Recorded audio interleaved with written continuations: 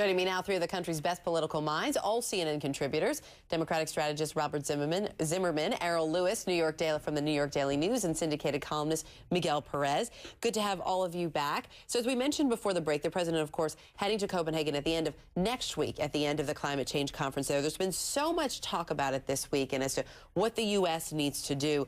I'll start with you on this one, Miguel. Anything that you're seeing coming out of it, or any impact you think the president may have in Copenhagen that's going to have a significant impact here at home on the way things are done?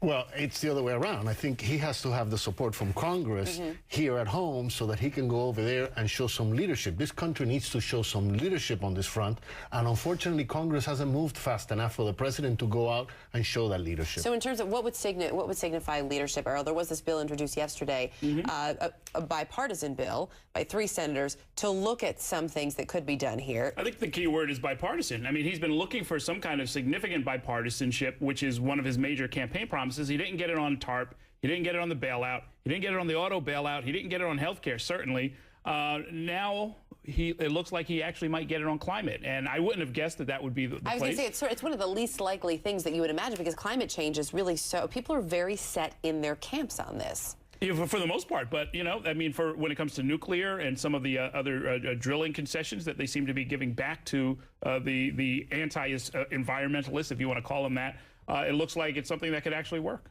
It could work, but of course it would actually have to be passed, and it's going to have to get a little bit more support. What are the chances of that, Robert? My prediction, climate change bill, or as it's referred to, Pollution Reduction and Investment Act, passed by the end of 2010. You see, the House has already put their bill through. The Senate has, 3 of the key committees have put their versions through, the Kerry Boxer and Graham bill through. And ultimately, well, you know, we hear all this debate amongst pundits about whether climate change is real or not. In the Congress, I speak to members from both sides. They know it's real. They know it has to be addressed. The bigger question is, do you score any political points for it? Well, and especially with midterm elections, of course, coming up, right. That is a major concern for all of these lawmakers, especially those facing re-election. Another major concern, health care reform, which, as Errol pointed out, not a lot of bipartisan support there. Candy Curley made a great point earlier in the program that, you know, for Democrats, no bill is better than a bad bill. They can go back and fix it. Robert, is that really the best route to take? That is the route that's taken. You speak to members on the Hill. They know they have to move this through. They've got to get it done. It will be signed into law, I predict, by the President's State of the Union. And the reality is they've got to move this off the agenda so they can focus on jobs, which is topic #1 of the American people. Right, but there is a concern on the other side that, okay, great, so you get a bill passed, but changing that bill could prove to be even more difficult than getting the initial one passed. So is that the smartest way, especially, Errol, with elections coming up, for Democrats to go about this? Unfortunately, it is. I mean, what I'm hearing from staffers on the Hill and from people who try to influence those staffers is that an enormous amount of national conversation about all kinds of topics is completely gummed up. You can't get the attention of people. The senators are in round-the-clock negotiations. You can't talk to them about anything. And so everybody wants this done, including the White House, by the way. They want something really, really badly.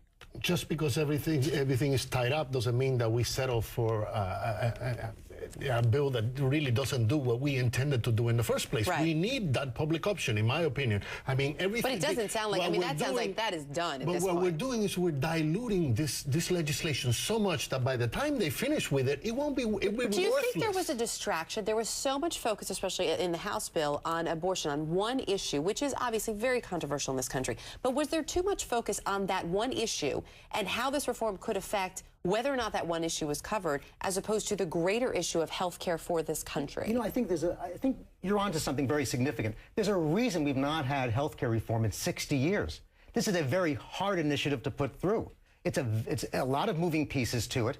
And we just saw with Brianna Keeler's report today, the issue of catastrophic illness and the caps on care. That really, and the way, by the way, this is a real problem because the way it was disclosed through a loophole and the way it came up from the American Cancer Society really undermines people's confidence in a bill that's going to address such important issues. And their confidence in their lawmakers. And Errol, I'll let you round this out. We have about 30 seconds. But interesting, too, how quickly they were able to get that changed today versus some of the other issues. I mean, listen, I tell you, I think that when it comes to fixing the bill later on in the years to come, Congress is actually pretty good at that. You know, they're not so good at what they're trying to do now, and that's why I think everybody wants to see this just get done. Once they get over the hump, I think that we'll see lots of loopholes like that get fixed. That's a big old hump to get over, though. Well, I'm optimistic. Especially in the next couple weeks. But it's the first night of Hanukkah, so I'm optimistic. Well, you have to be hopeful, right? Hey, if the oil could last 8 That's nights, exactly right. who knows We're what they looking can for do a in miracle. Washington. But that loophole has the potential of destroying the whole thing if we don't deal with it. It could, although it sounds like they did get it fixed tonight with those meetings at the White House. Miguel Perez, Errol Louis, Robert Zimmerman, good to have all of you with us. And happy Hanukkah. Thank you. Coming up at the top of the hour, Campbell Brown. Hi, Campbell.